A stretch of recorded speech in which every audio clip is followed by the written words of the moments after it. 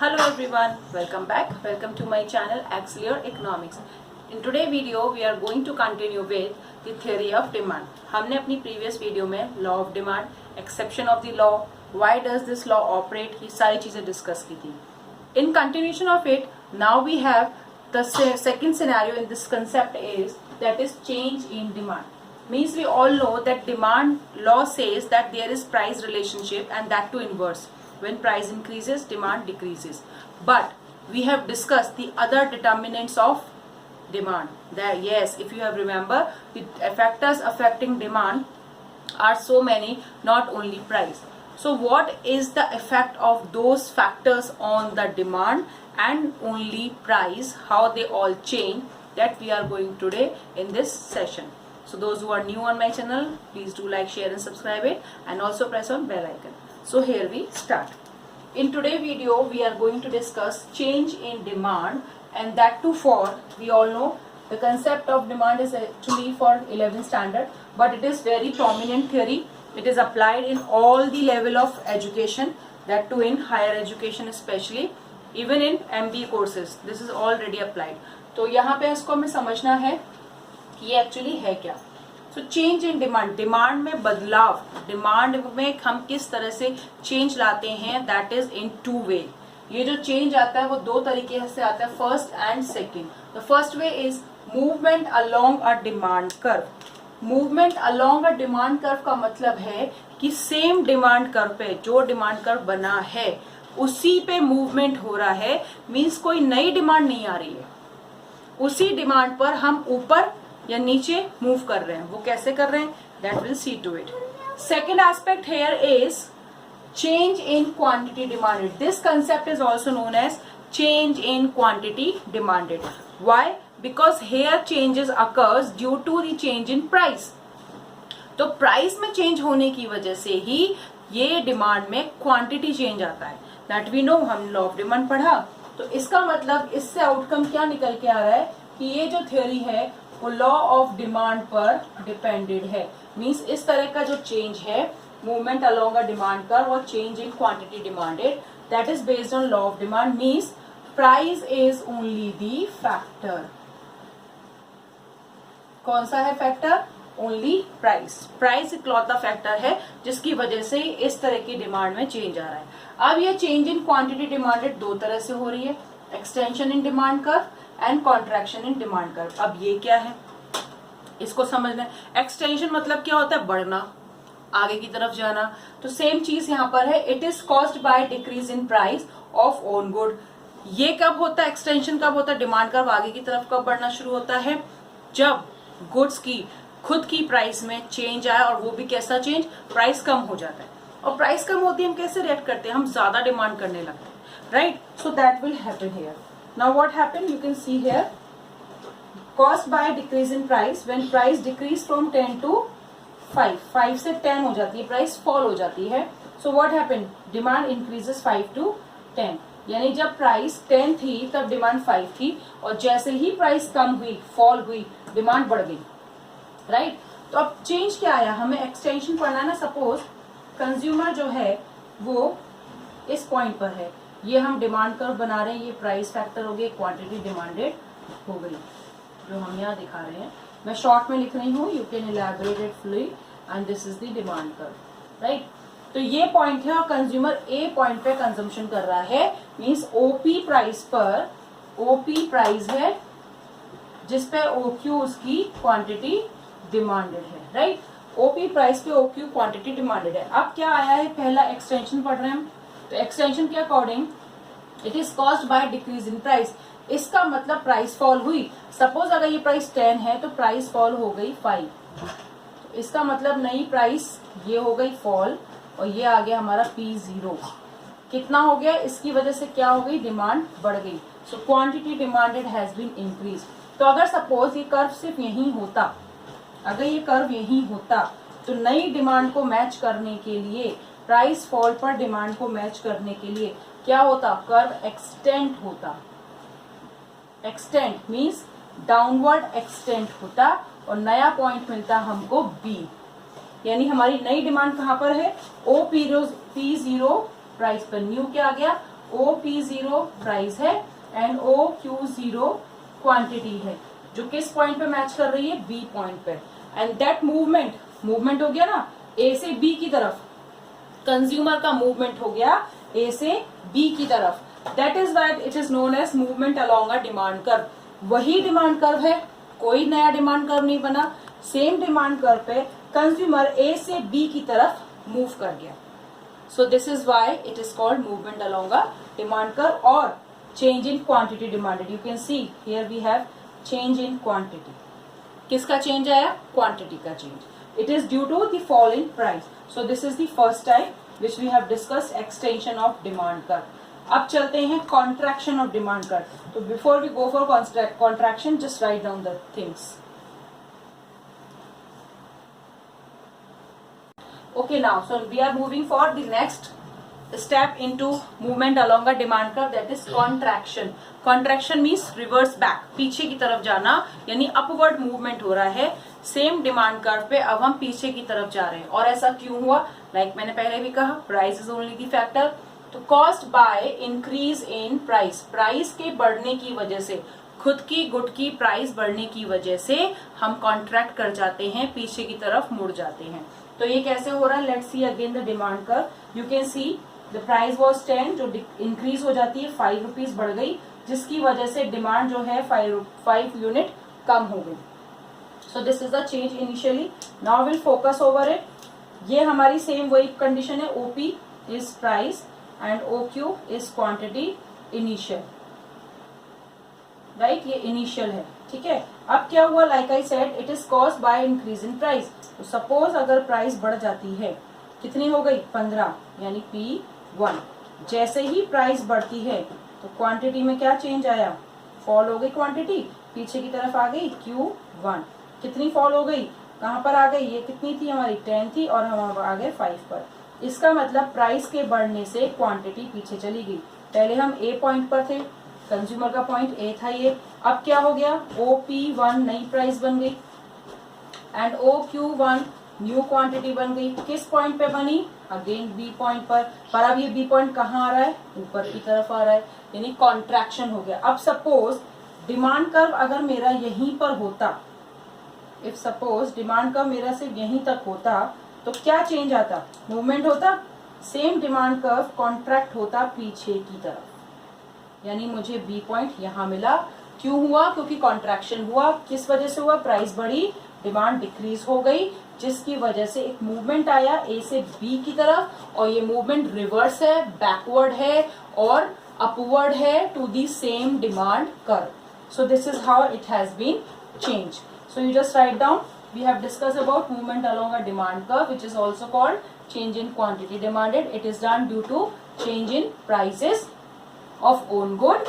Extension, contraction, two outcomes we have. Extension due to fall in price, quantity increases. Contraction due to rise in price, quantity decreases. We have seen the table performance and the diagram performance over here. Now you just draw it, then we'll move to shift in demand curve.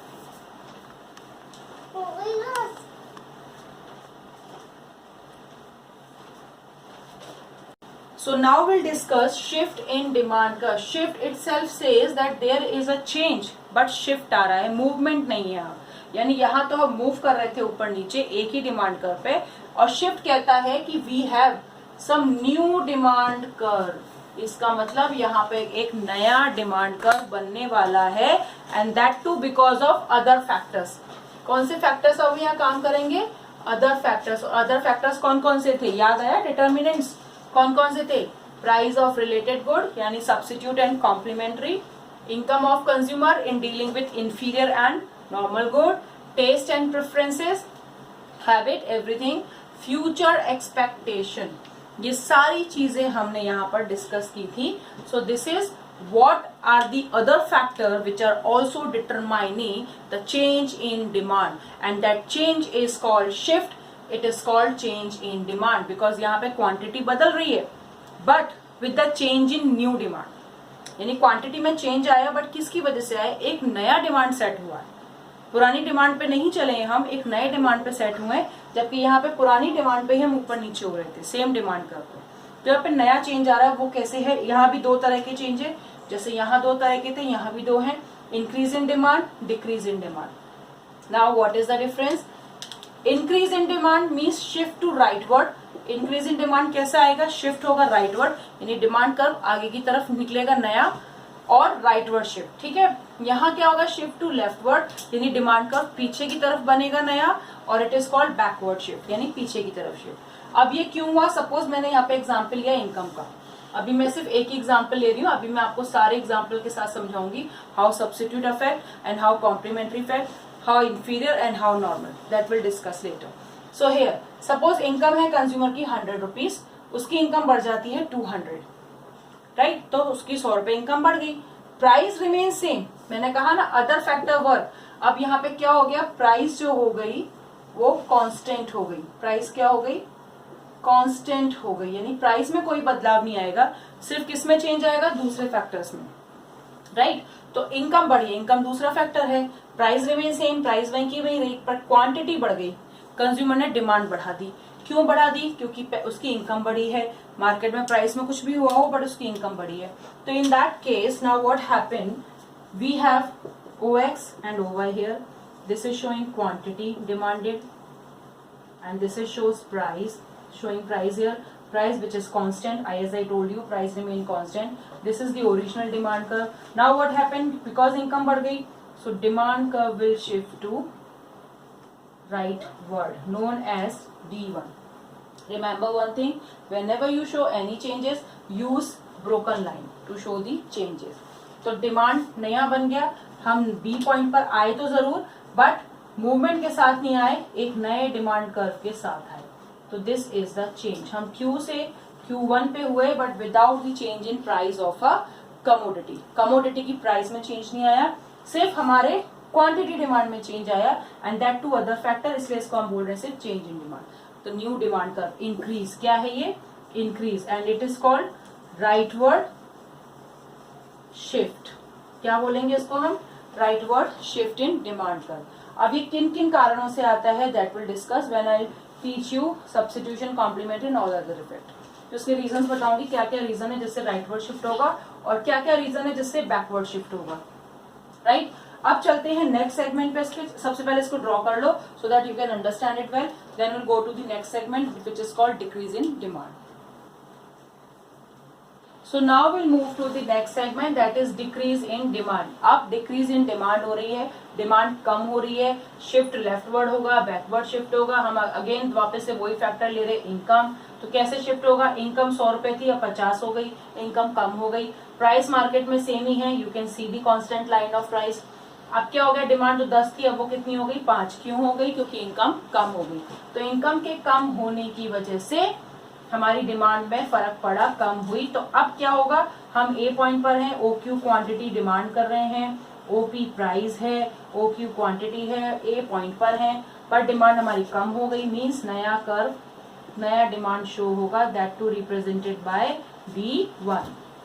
अब ये जो change आया वो पीछे की तरफ आया, यानी क्वांटिटी फॉल हुई, राइट, क्वांटिटी फॉल हो गई, बट किसकी वजह से हो गई? प्राइस के कम होने की वजह से? नो, किसकी वजह से कम हो गई? अदर फैक्टर, और अदर फैक्टर यहाँ क्या है? इनकम। इनकम के कम होने की वजह से एक नया डिमांड कर्व बन गया, प्राइस वही रही, पीछे आ गए, ए से बी पॉइंट आ गए, क्वांटिटी डिक्रीज हो गई, बट क्वांटिटी डिक्रीज हुई अदर फैक्टर की वजह से, नॉट बिकॉज ऑफ प्राइस।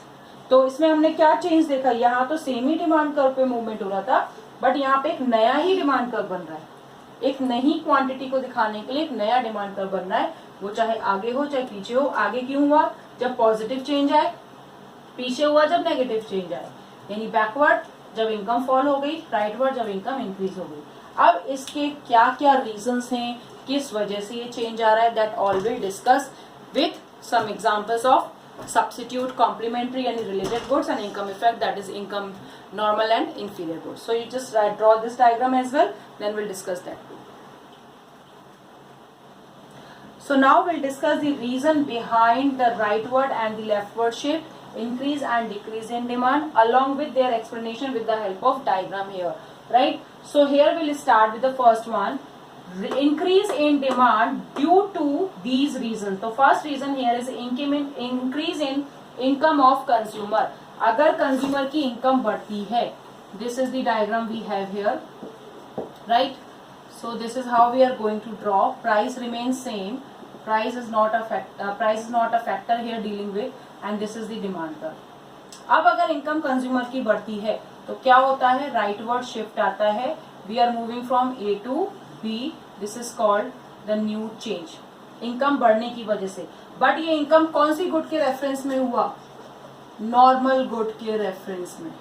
यानी अगर गुड नॉर्मल है तो उस केस में इनकम में पॉजिटिव चेंज होने की वजह से डिमांड भी नया बनेगा. इनकम बढ़ गई, डिमांड बढ़ गई. अब अगर ये गुड इंफीरियर है, now will discuss if good is inferior. Inferior good का रिलेशन इनकम के साथ कैसा है, इसके बारे में मैं आपको पहले भी डिस्कस कर चुकी हूँ. There is negative relation of income with inferior good. अब क्योंकि राइटवर्ड शिफ्ट हुआ है, इंक्रीज हुआ है, इसका मतलब income of consumer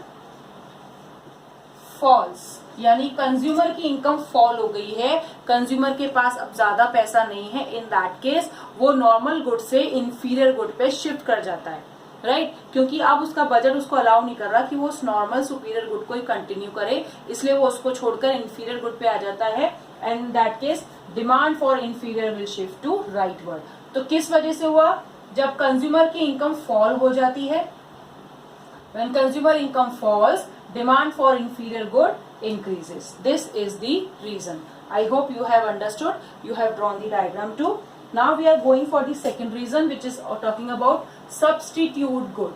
Substitute good means goods which can be used in place of each other. Here we'll take an example of coffee and tea. Now what we need to understand, if price of coffee increases suppose, और ये जो diagram है वो x यानी T का बना हुआ है. किसका बना हुआ है, ये टी का. हमने जो ये बनाया हुआ है एक्स गुड वो टी है. अब प्राइस ऑफ कॉफी इंक्रीज हो जाती है तो क्या होगा, कंज्यूमर कॉफी परचेज करेगा, और जो कंज्यूमर कॉफी के हैं वो भी परचेज नहीं कर पाएंगे, तो सब कहाँ आ जाएंगे, टी पर. सो ऑटोमेटिकली टी की प्राइस में कोई चेंज नहीं हुआ, टी की प्राइस सेम है. We can take an example. T price is remain same, but T quantity में चेंज आ गया. क्यों आ गया, क्योंकि कॉफी की प्राइस बढ़ गई. And we know the law of demand. क्या है डिमांड का बिहेवियर, जब कॉफी की प्राइस ओ पी थी तब क्या हुआ, कॉफी की प्राइस बढ़ गई तो डिमांड क्या हो गई, फॉल हो गई. तो ये जो फॉल हुई है ना डिमांड, ये जो कम हुई है डेल्टा क्यू, ये डिमांड कहाँ आ गई, स्विच होकर के यहाँ आ गई, राइट? तो ये जो डिमांड फॉल हो गई कॉफी की, उसके कस्टमर कहाँ आ गए, टी पर आ गए, इसलिए टी की डिमांड बढ़ गई without a change in price of T. T की प्राइस में कोई चेंज नहीं आया, सीधे पॉजिटिव चेंज आया. तो इसमें हमने क्या देखा, ओवरऑल अगर हम इसको कंक्लूड करें तो ये क्या कहता है हमें कि price of one commodity x या price of one commodity increases, demand for other good increases. Say substitute, here we can say y. अगर y गुड की प्राइस बढ़ती है, इसको अलग पेन से लिख देती हूँ, क्लियर देखिएगा. y गुड की प्राइस बढ़ती है तो demand for x will increases. So what is the relationship? Direct and positive. कैसा रिलेशन आ गया, डायरेक्ट एंड पॉजिटिव रिलेशनशिप, जिसकी वजह से राइटवर्ड शिफ्ट आ रहा है.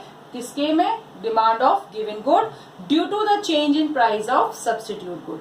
Due to the rise in price of substitute good, demand for given good increases, rightward shifted. So this is called rightward shifted.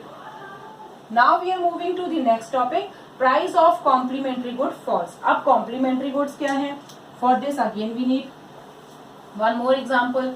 तो complementary goods क्या होते हैं, अब ये सीखना है हमको. You all know the goods which are jointly demanded, complementary goods, right? तो complementary goods means which are jointly demanded. इसका मतलब हमारे पास कैसी गुड्स हैं, एक्स एंड वाई. सपोज मैं लेती हूँ इसको कार और इसको लेती हूँ मैं पेट्रोल, ठीक है? एक्स गुड क्या है, कार है, और वाई क्या है, petrol. And this is the demand curve for car. मैं किसकी डिमांड कर्व को दिखा रही हूँ, कार की. And this is the overall scenario. You can see the quantity demand of car, ठीक है? और ये हो गई price of car. Now see, there is no change in price of car. Only the price of complementary will increase or decrease. In suppose अगर price of petrol decrease हो जाती, क्योंकि स्टेटमेंट क्या है, प्राइस ऑफ कॉम्प्लीमेंट्री फॉल्स, और petrol क्या है, complementary good है। किसका, कार का, क्योंकि कार बिना पेट्रोल की नहीं चलेगी, डीजल पेट्रोल जो भी है, कार बिना उसके नहीं चल सकती है। तो जो भी है, जब हमने कार खरीदी तो डीजल की ली तो डीजल की डिमांड बढ़ गई, पेट्रोल की ली तो पेट्रोल की डिमांड बढ़ गई। इन दैट केस अगर प्राइस ऑफ पेट्रोल फॉल हो जाती है, your demand for car will increases. So again we have a rightward, shift. There is no change in price of car, सिर्फ किसकी वजह से बिहेवियर बदल गया, प्राइस ऑफ पेट्रोल फॉल हो गई, इसलिए डिमांड बढ़ गई, राइट। क्योंकि जैसे ही प्राइस ऑफ पेट्रोल डिक्रीज होगी, हम पेट्रोल की डिमांड करने लग जाते हैं। क्यों, क्योंकि अब हम अफोर्ड कर सकते हैं, हम उसको यूज कर सकते हैं, तो हम व्हीकल का यूटिलाइजेशन बढ़ा देते हैं। So this is called rightward shift. Next क्या है, favourable change in taste and preferences, right. अगर जैसे अब विंटर सीजन आएगा, विंटर सीजन में आती क्लाइमेट बदला, वेदर बदला, तो अब हमारा एटीट्यूड किन क्लोथ की तरफ बढ़ेगा, blazers, coat, stylish sweaters, pullovers, इन सब की तरफ, यानी demand for winter wear will increases. तो जैसे ही फेवरेबल चेंज आया, विंटर सीजन आया, क्लाइमेट चेंज आया, फैशन चेंज आया, तो आपकी डिमांड फेवर में आ जाती है उस पर्टिकुलर पॉइंट ऑफ टाइम पे, and that time demand curve will shift to rightward. Next is expectation of price to rise in future. अगर आपको लगता है कि जो गुड में खरीदने गया बाजार में, फ्यूचर में उसकी प्राइस बढ़ सकती है, इंक्रीज हो सकती है, in that ground you will demand more in present. फिर चाहे वो कोई भी प्राइस हो, सेम प्राइस भी हो, उसी प्राइस पर आप ज्यादा डिमांड करने लग जाते हैं। क्यों, क्योंकि आपको लगता है फ्यूचर में इसकी प्राइस बढ़ जाएगी। तो again you have rightward shift in demand curve. So these are the reason behind rightward shift in demand curve. We have checked with the use of diagram as well how the effect of substitute, that was positive. इसका effect कैसे आया, price of complementary से y, price of complementary से y falls, demand for x, demand for given good we can say x increases, right? Price of complementary say y decreases, demand for given good say x increases। Means कैसा है, एक fall हो रहा है, एक increase हो रहा है, तो किस तरह का रिलेशन है, इनवर्स रिलेशन है। कैसा रिलेशन है, इनवर्स रिलेशन और नेगेटिव रिलेशन है कॉम्प्लीमेंट्री गुड्स के बीच और सब्स्टिट्यूट गुड्स के बीच, पॉजिटिव और डायरेक्ट रिलेशनशिप है। तो इस तरह से हमने इन सारे रीजंस को समझा along with diagram. You just write down this, then will go to the backward shift reasons. So now we go to discuss the reason behind the shift in demand curve to the backward। पीछे की तरफ होना किस वजह से, decreasing demand. अब demand decrease कब कब होती है, जब income of consumer decreases, that too in normal commodity, normal goods.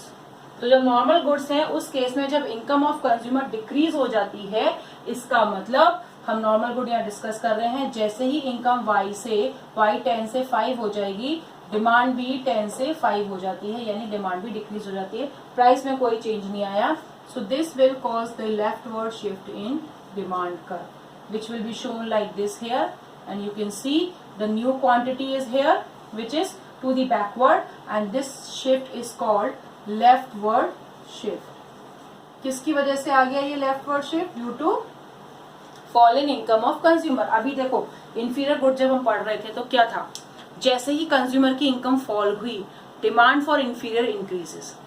क्यों, क्योंकि डिमांड फॉर नॉर्मल डिक्रीजेस। जैसे ही कंज्यूमर की इनकम कम हो गई तो डिमांड फॉर नॉर्मल डिक्रीजेस और इंफीरियर की बढ़ गई। आ गया ना रिलेशन, यहाँ पे फॉल होने की वजह से ये भी फॉल हो गई, वहां पे फॉल होने की वजह से वो इंक्रीज हो गई। अब इसी को हम उल्टा पढ़ते हैं, for the good inferior. Inferior good के केस में क्या होगा, इंफीरियर गुड है तो ये चीज सेम ही रहेगी। अब क्या होगा, when income of consumer increases, यानी इंक्रीज हो रही है income, and that is the case of inferior good. Inferior good के केस में income of consumer increases, right. अब जैसे ही इनकम ऑफ कंज्यूमर बढ़ जाएगी, सपोज ये बाजरा है वो कंज्यूम कर रहा है, अब उसकी इनकम बढ़ जाती है, या ये 15 रुपए केजी वाला चावल है जो वो खा रहा है, अब उसकी इनकम बढ़ जाए, ये उसकी इंफीरियर गुड है, तो क्या होगा, वो चाहेगा कि चलो आज तो मैं एक अच्छी क्वालिटी का राइस खा लूं या बेटर चीज खा लूं या सुपीरियर क्वालिटी का राइस खा लूं, यानी वो अपनी इंफीरियर गुड छोड़ करके बेटर क्वालिटी नॉर्मल गुड पे आ जाएगा, राइट। तो जैसे ही इनकम ऑफ कंज्यूमर बढ़ती है, जैसे ही इंक्रीज होती है, इंफीरियर गुड की डिमांड कम हो जाती है।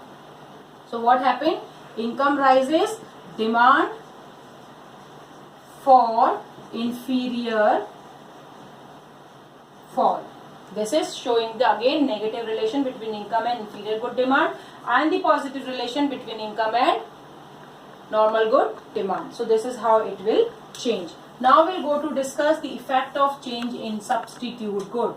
Again we are going for substitute goods. Substitute goods, again X and Y we are taking. Here it is tea and here it is coffee. Right तो हम इन दो गुड्स को लेके चल रहे हैं। अब suppose price of coffee falls, 10 से 5 हो गई कॉफी की price, right.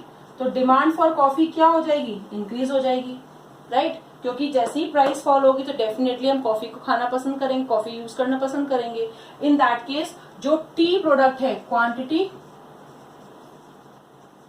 Of T demanded, जो टी प्रोडक्ट है जिसका डिमांड कर्व यहाँ बना हुआ है, प्राइस वही की वही है, कोई चेंज नहीं आया। बट क्या चेंज आ गया कि प्राइस ऑफ कॉफी डिक्रीज हो गई। You can see here the diagram, पहले ये प्राइस थी और अब प्राइस फॉल हो गई तो प्राइस नीचे आ गई, तो डिमांड कॉफी की क्या हो गई, बढ़ गई। जैसे ही डिमांड कॉफी की बढ़ी वो कहां से आई, यहां से आई, क्योंकि यहाँ के कंज्यूमर शिफ्ट होकर के यहाँ आ गए, राइट। तो जैसे ही प्राइस ऑफ कॉफी डिक्लाइन हुई, डिमांड फॉर कॉफी इंक्रीज हो गई and demand for T decrease हो गई, which causes again the leftward shift, right. तो लेफ्टवर्ड शिफ्ट यहाँ पर वापस आ गया। क्यों आ गया, क्योंकि हमारे सब्स्टिट्यूट गुड की प्राइस कम हो गई, राइट। तो again positive relation between the two, एक की कम हुई दूसरे की डिमांड कम होगी, price fall demand fall, price of Y good fall demand for given good fall, positive relation दोनों ही फॉल हो रहे हैं। अब चलते हैं next type, that is complementary good, right. So now will have a complementary good here. Complementary good के साथ कैसा रिलेशनशिप है, like we have discuss negative relationship. Suppose X is car and Y is petrol, right. So here we are showing the demand of car. If price of petrol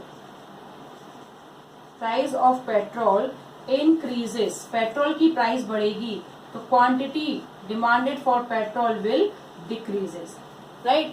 जैसे ही price petrol की बढ़ी, demand for petrol decrease होगी और automatically demand for car भी decrease हो जाएगी, क्योंकि जैसे ही प्राइस बढ़ती है, आपके घर में आपके पेरेंट्स कहने लगते हैं बेटा कम चलाओ, पेट्रोल बहुत महंगा है, ज्यादा वेस्ट मत करो, इधर उधर जाना है तो पैदल चले जाओ, राइट। क्यों, क्योंकि हम पेट्रोल बचा सकें। तो जैसे ही प्राइस बढ़ गई, जैसे ही प्राइस बढ़ी, हमारा बिहेवियर कैसे हो गया, कॉन्ट्रैक्ट हो गया। किसके लिए, व्हीकल्स के लिए। क्यों, क्योंकि व्हीकल किस पर डिपेंडेंट है, पेट्रोल पर। तो हम इमीडिएटली रिएक्ट करने लगे, पेट्रोल बहुत महंगा है, हिसाब से गाड़ी चलाओ। तो this is how we reacted and that is called negative relation between the price of one commodity and quantity of another commodity. क्या हुआ, प्राइस ऑफ पेट्रोल फॉल हुई, कार की डिमांड या व्हीकल की डिमांड जो भी है, आप 2 व्हीलर 4 व्हीलर जो भी चला रहे हैं, उसकी डिमांड रिड्यूस हो गई, जबकि उसकी प्राइस में कोई चेंज नहीं आया। So this is how we react in terms of complementary good. In fact in a market, जब आप कोई कॉम्प्लीमेंट्री गुड अगर कार या 2 व्हीलर खरीदने जाते हो तो सबसे पहले ये देखते हो कि भी पेट्रोल प्राइस क्या चल रहा है। अगर पेट्रोल हाई है प्राइस, हम बिलो जो मिडिल क्लास है उसकी बात कर रहे हैं, उससे नीचे की क्लास की बात करें, अगर पेट्रोल की प्राइस हाई है तो वो जल्दी खरीदना पसंद नहीं करेगा, क्योंकि उसकी हाथी लाना आसान है पर उसकी मेंटेनेंस भारी पड़ती है। तो हम कार और व्हीकल ला तो सकते हैं बट उसको चलाने के लिए पेट्रोल की जरूरत है, तो पेट्रोल कॉम्प्लीमेंट्री बन गया उसका। तो हमें पहले ये देखना पड़ता है कि हम पेट्रोल की प्राइस को, पेट्रोल की यूजेस को अफोर्ड कर सकते हैं कि नहीं, उसके ऊपर डिपेंड करती है हमारी कार की या व्हीकल की demand. So this is how they are connected. Now the next change here, ये हो गया डिस्कस, ये हो गया, ये हो गया, ये नॉर्मल गुड के केस में, इंफीरियर में भी डिस्कस हो गया। Unfavourable change in taste and preferences, जैसे विंटर सीजन खत्म हो जाएगा, क्या आप विंटर क्लोथ पहनेंगे, नहीं, क्या आ जाएगा समर सीजन, तो समर सीजन की क्लोथ की डिमांड होगी, यानी विंटर सीजन की क्लोथ की डिमांड रिड्यूस होगी। अनफेवरेबल चेंज आया टेस्ट में, प्रेफरेंसेस में, and the it is just because of fashion and climate. जैसे कोई आप शॉप पे जाते हैं कोई गुड खरीदने, जैसे कोई शॉपकीपर आपको, सपोज आपने ड्रेस मटेरियल लेने गए हो, शॉपकीपर ने कुछ दिखाया, आपने बोला भैया ये तो आज से 4 महीने पहले चलता था, 1 साल पहले चलता था ये डिजाइन, ये नहीं चाहिए, नया दिखाओ नया। तो वो नया मीन्स पॉजिटिव चेंज है आपके टेस्ट में। और जैसे आपने कहा कि ये तो आउटडेटेड हो गया, पुराना हो गया, ये नहीं चाहिए मुझे, वो क्या है, अनफेवरेबल चेंज। तो जैसे ही कोई भी गुड पुरानी हो जाती है, अनफेवरेबल हो जाती है, क्लाइमेट बदलता है तो अनफेवरेबल हो जाते हैं, तो उस कारण से डिमांड कर्व कहाँ आ जाएगा उस गुड का, पीछे की तरफ, leftward shift. Next is and the last is expectation of price to fall in future. अगर आपको लगता है कि फ्यूचर में इस गुड की प्राइस फॉल हो जाएगी, शॉपकीपर ने कह दिया आप 4-5 दिन रुक जाओ, ये आगे और सस्ता होने वाला है, राइट। प्रॉपर्टी डीलिंग में जनरली यही होता है ना, हम रुकते हैं, क्यों, क्योंकि हमें लगता है आगे अभी और कम प्राइस होने वाली है। तो क्योंकि हमें पता है, एक्सपेक्टेशन है कि आगे प्राइस कम होगी, तो प्रेजेंट में हमारी डिमांड फॉल हो जाती है, लेफ्टवर्ड शिफ्ट हो जाती है। So this is how there is shift in demand curve which is caused by other factor, that 4 factors we have discussed here, which causes increase in demand, decrease in demand, rightward shift, leftward shift, which is also called in this way. Reason behind them: income of consumer increases if normal good, income of consumer decreases if inferior good, price of substitute increases, price of complementary falls, favorable change, expectation of price to rise in future. इसके contrary ये सारे reason है that is causing the backward shift in demand curve. I hope आपको आज का पूरा session समझ में आया होगा। So that's all for today, will meet in the next video with a new topic, elasticity of demand. Till then, bye bye.